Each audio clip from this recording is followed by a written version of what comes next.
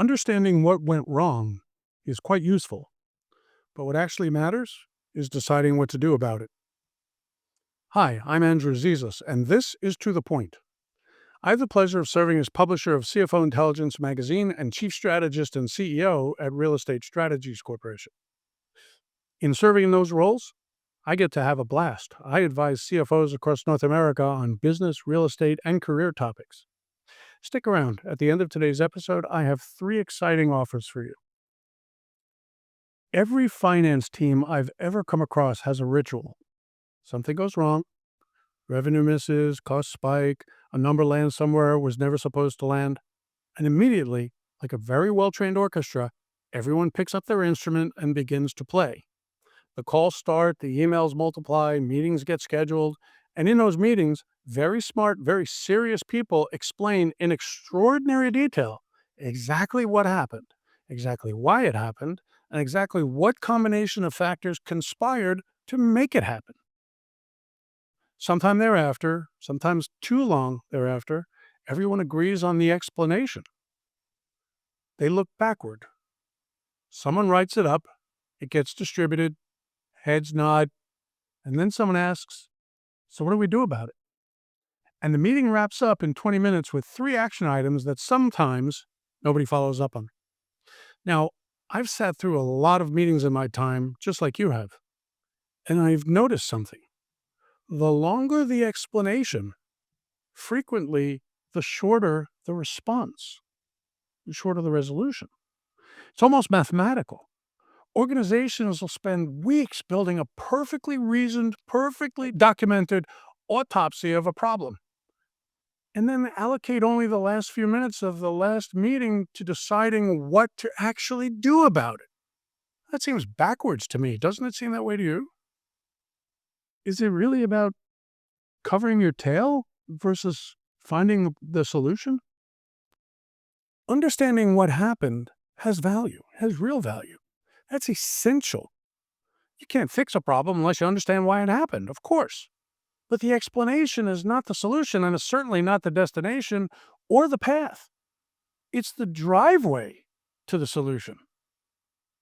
The point is the decision that comes after it. The business doesn't need a flawless accounting of what already happened. It needs to know what to do on Monday morning and have a superior plan by which to do it. Now, here's the honest truth. The past doesn't change no matter how well we understand it. The future, on the other hand, is still up for grabs. And every week spent perfecting the rear-view mirror is one that may result in a crash and a week not spent looking through the windshield, not looking forward. After looking back, look forward, hit the gas, and get going. Here's my challenge. Next time, put a clock on the explanation.